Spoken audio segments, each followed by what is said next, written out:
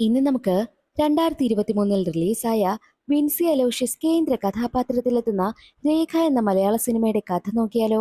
വീഡിയോയിലേക്ക് കടക്കുന്നതിന് മുൻപ് വീഡിയോ കാണുന്ന കൂട്ടുകാർ ഒന്ന് ലൈക്ക് ചെയ്യാനും വീഡിയോയ്ക്ക് കുറച്ച് റീച്ച് കിട്ടുന്നതിന് വേണ്ടിയിട്ട് ഹൈപ്പ് എന്നൊരു ഓപ്ഷൻ ക്ലിക്ക് ചെയ്യാനും മറക്കരുതേ. കഥ തുടങ്ങുമ്പോൾ നായികയെ രേഖയുടെ വീടാണ് കാണിക്കുന്നത്. രാവിലെ തന്നെ രേഖ അമ്മ ഒരുപാട് വഴക്ക് പറയുന്നുണ്ട്. നേരത്തെ എഴുന്നേൽക്കുന്നില്ല, അടുക്കളയിൽ വന്ന് സഹായിക്കുന്നില്ല, ജോലി ഒന്നും ചെയ്യുന്നില്ല എന്നൊക്കെ പറഞ്ഞാണ് അമ്മ അവളെ വഴക്ക് പറയുന്നത്. പക്ഷേ അച്ഛനാണെങ്കിലോ രേഖയെ സപ്പോർട്ട് ചെയ്താണ് സംസാരിക്കുന്നത്. രേഖ എന്ത് ചെയ്താലും അച്ഛൻ അവളെ എപ്പോഴും സപ്പോർട്ടാണ് ചെയ്യുന്നത്.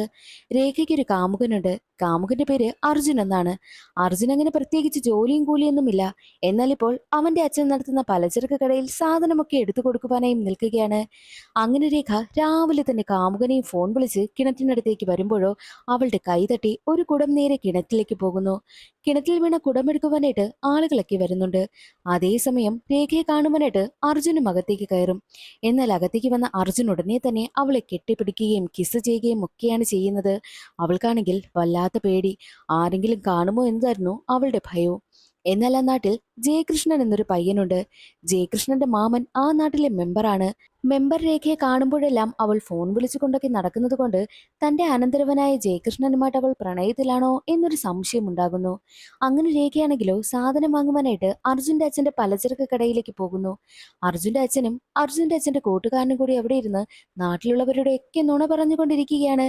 അതേസമയമായിരുന്നു രേഖ അവിടേക്ക് ചെല്ലുന്നതും.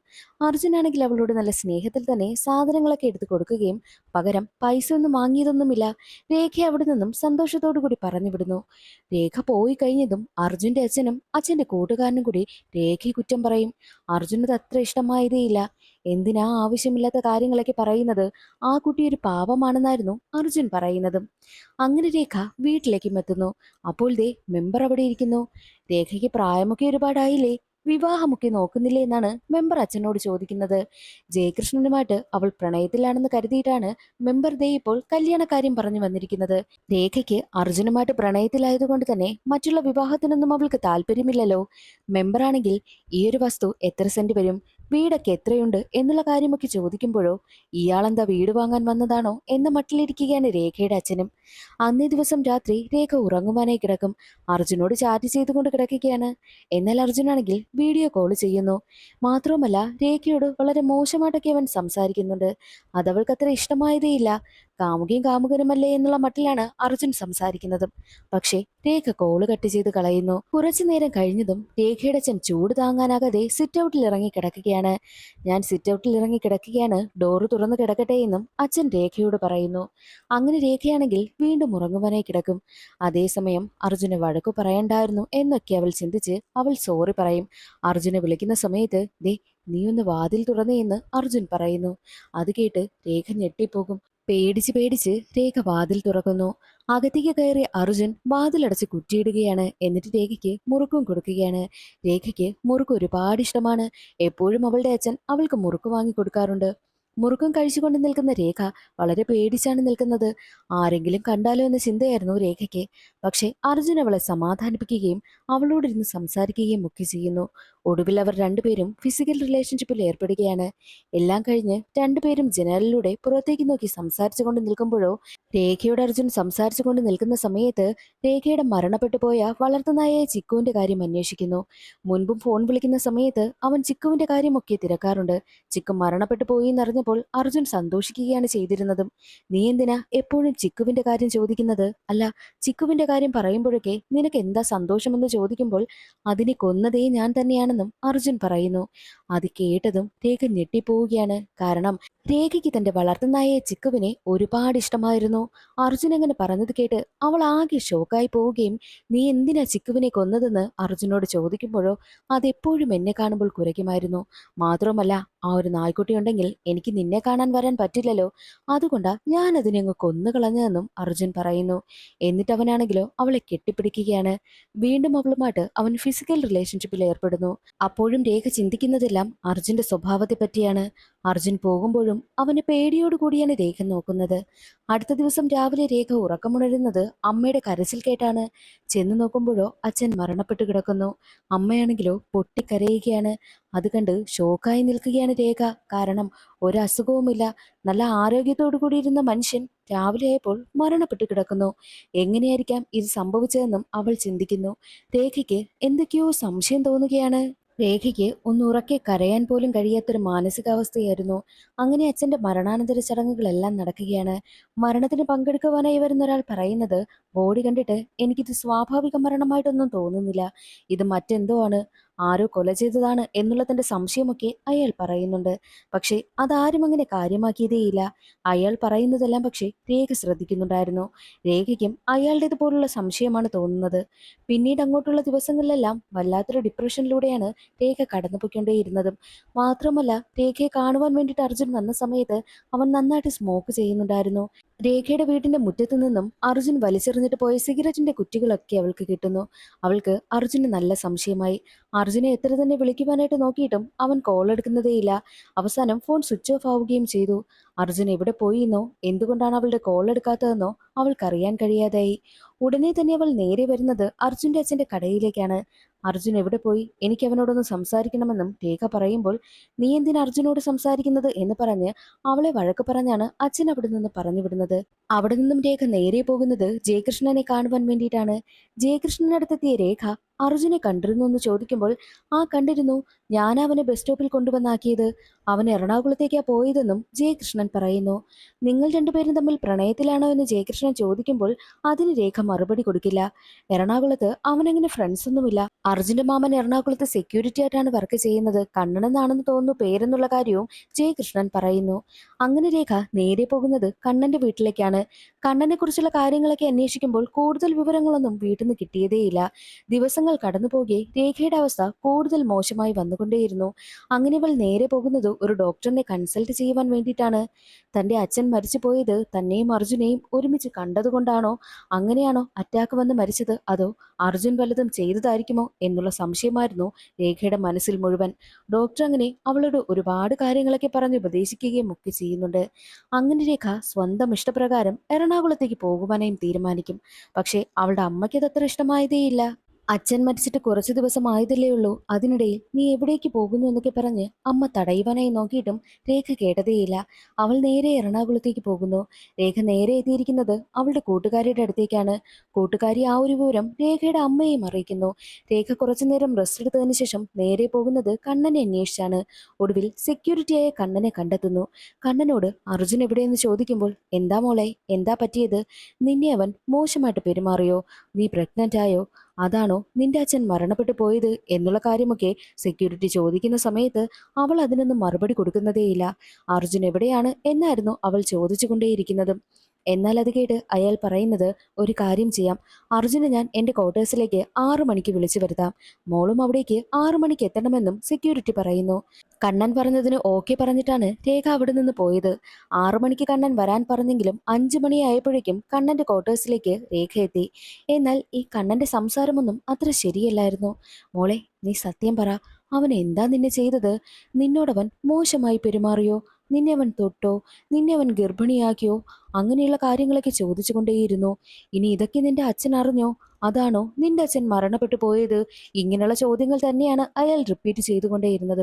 എന്നിട്ട് അയാൾ പോയി വാതിലടയ്ക്കുകയും അവളെ മോശമായിട്ട് തൊടുവാനൊക്കെ തുടങ്ങുന്നു. എന്നാൽ അത് രേഖയ്ക്ക് അത്ര ഇഷ്ടമായതേയില്ല. ഉടനെ തന്നെ രേഖ അയാളെ എടുത്ത് മലർത്തിയടിച്ചു എന്ന് തന്നെ പറയാം. എന്നിട്ട് അവിടെയുണ്ടായിരുന്നൊരു പാൻ എടുത്ത് അയാളുടെ മുഖം അടിച്ച് ചതയ്ക്കുകയാണ്. വേദന സഹിക്കാനാകാതെ കണ്ണൻ അലറി വിളിക്കുകയാണ്. അർജുൻ എന്താ നിങ്ങളോട് പറഞ്ഞതെന്ന് രേഖ ചോദിക്കുമ്പോൾ അവൻ പറഞ്ഞത്, അവന്റെ ഒരു സെറ്റപ്പ് നാട്ടിൽ പൊക്കി, അതാ അവിടെ നിൽക്കാൻ കഴിയാതെ ഇങ്ങോട്ട് വന്നത്, ഒരു ജോലി വേണമെന്നായിരുന്നു അവൻ എന്നോട് പറഞ്ഞതെന്നും കണ്ണൻ പറയുന്നു. നാട്ടിലുള്ള ആരുമായിട്ടുള്ള റിലേഷനാണ് അവൻ്റെത് പൊക്കിയതെന്നാ അവൻ നിന്നോട് പറഞ്ഞതെന്ന് കണ്ണനോട് രേഖ ചോദിക്കുമ്പോൾ, അത് നഴ്സറി ടീച്ചറായിട്ടുള്ള സവിതയുമായിട്ടുള്ള റിലേഷൻഷിപ്പാണ് പൊക്കിയതെന്നാണ് അവൻ എന്നോട് പറഞ്ഞത് എന്നുള്ള കാര്യം കണ്ണൻ പറയുന്നു. അത് കേട്ടതും രേഖ ആകെ തകർന്നു പോകുന്നു. താൻ ചതിക്കപ്പെട്ടു എന്നുള്ള കാര്യം രേഖയ്ക്ക് മനസ്സിലായി. അർജുൻ എവിടെയാണ് ജോലി ചെയ്യുന്നത്, എവിടെയാണ് താമസിക്കുന്നത് എന്നുള്ള കാര്യമെല്ലാം കണ്ണനോട് ചോദിച്ചറിയുകയാണ് രേഖ. കുറേ നേരം കഴിഞ്ഞതും അർജുൻ അവിടേക്ക് വരുന്നു, അതായത് കണ്ണന്റെ റൂമിലേക്ക്. അർജുനാണെങ്കിൽ രേഖയെ കണ്ടതും ഞെട്ടിപ്പോവുകയാണ്. നീ എന്താ ഞാൻ വിളിച്ചിട്ട് ഫോൺ എടുക്കാത്തതെന്ന് രേഖ ചോദിക്കുമ്പോൾ, ഫോൺ എടുക്കാൻ കഴിയുന്ന സിറ്റുവേഷൻ ആയിരുന്നില്ല. ഞാനൊന്നും നിന്റെ വീട്ടിൽ നിന്നും വന്നില്ലേ, ആ സമയത്ത് അച്ഛൻ എന്നെ പൊക്കി. അച്ഛൻ എന്നെ ഒരുപാട് വഴക്ക് പറഞ്ഞു. നാട്ടിൽ നിൽക്കാൻ കഴിയാതെയാണ് ഞാൻ ഇവിടേക്ക് വന്നത്. അച്ഛനാ എന്നെ ഇങ്ങോട്ട് പറഞ്ഞു വിട്ടത് എന്നുള്ള രീതിയിലൊക്കെ അർജുൻ പറയും. എന്നാൽ രേഖ ചോദിക്കുന്നത്, എന്റെ അച്ഛൻ മരണപ്പെട്ടു, നീ അതറിഞ്ഞല്ലോ. എന്റെ അച്ഛന്റെ മരണത്തിന് നീ ഉത്തരവാദിയല്ലല്ലോ എന്ന് ചോദിക്കുമ്പോൾ, അല്ല എന്നായിരുന്നു അർജുന്റെ മറുപടി. അപ്പോൾ രേഖ ഒന്നും മിണ്ടാതെ അവിടെ നിന്ന് ഇറങ്ങിപ്പോവുകയാണ് ചെയ്യുന്നത്. കൂട്ടുകാരിക്കടുത്തിരിക്കുന്ന രേഖയാണെങ്കിൽ ഈ കാര്യങ്ങളൊക്കെ തന്നെയാണ് ചിന്തിച്ചുകൊണ്ടേയിരിക്കുന്നത്. അർജുൻ തന്നെയാണോ അച്ഛനെ കൊന്നതെന്ന് അറിയാൻ വയ്യാത്ത ടെൻഷനിലിരിക്കുന്ന രേഖ ആ ഒരു കാര്യമൊക്കെ കൂട്ടുകാരിയോട് പറയുമ്പോൾ, ചിലപ്പോൾ അവനായിരിക്കാം കൊന്നിട്ടുണ്ടാവുക, അവൻ നിന്നോട് കള്ളം പറയുന്നതാണെങ്കിലോ എന്ന് കൂട്ടുകാരി പറയുമ്പോൾ, അങ്ങനെയാണെങ്കിൽ അവനെ ഇനി ജീവിക്കാൻ അനുവദിക്കരുത്, അവനെ കൊല്ലണ്ടേ എന്നുള്ള കാര്യവും രേഖ പറയും. രേഖ എന്നിട്ട് നാട്ടിലുള്ള അമ്മയെ ഫോൺ ചെയ്യുകയാണ്. ഒരുപാട് നാളായി അമ്മയെ അവൾ വിളിച്ചിട്ട്.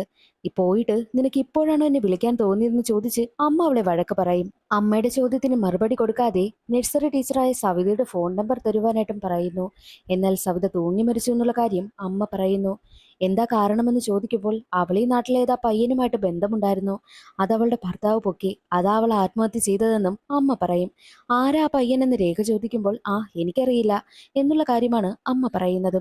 ഉടനെ തന്നെ രേഖ ജയകൃഷ്ണനെ കോൾ ചെയ്യുന്നു. നഴ്സറി ടീച്ചറായ സവിത മരിച്ചല്ലോ, സവിതയുടെ മരണത്തിന്റെ കാരണം എന്താണെന്ന് ചോദിക്കുമ്പോൾ, അവൾ എന്റെ ആരുമല്ല, എനിക്കത് കാരണങ്ങളും അറിയത്തില്ല എന്ന് പറഞ്ഞാണ് ജയകൃഷ്ണൻ കോള് കട്ട് ചെയ്ത് കളയുന്നത്. രേഖയ്ക്ക് ആകെ ടെൻഷനായി. അർജുനാണോ സവിതയുടെ ആ ഒരു കാമുകൻ എന്ന സംശയവും രേഖയ്ക്കുണ്ടാകുന്നു. രേഖ ഉടനെ തന്നെ അർജുനെ ഫോളോ ചെയ്യുകയാണ്. പിന്നീടുള്ള ദിവസങ്ങളിലെല്ലാം അർജുൻ രേഖ ഫോളോ ചെയ്യുന്നത് അർജുന് മനസ്സിലായി. ഒരു ഘട്ടത്തിൽ രേഖ അർജുനെ കോൾ ചെയ്തിട്ട്, എനിക്ക് നിന്നെ കാണണമെന്ന് പറഞ്ഞിട്ട് അവൾ പറഞ്ഞ സ്ഥലത്തേക്ക് വരുവാനായിട്ടും അർജുനോട് പറയുന്നു. അങ്ങനെ അർജുൻ രേഖ പറഞ്ഞ സ്ഥലത്തേക്ക് രാത്രി എത്തുകയാണ്. രേഖ അർജുനോട് ചോദിക്കും, എന്റെ അച്ഛന്റെ മരണത്തിന് ഉത്തരവാദി നീയാണോ, നീയാണോ എന്റെ അച്ഛനെ കൊന്നതെന്ന് ചോദിക്കുമ്പോൾ, അല്ല എന്ന് പറഞ്ഞിട്ട് അവൻ തിരിഞ്ഞു നടക്കുന്നു.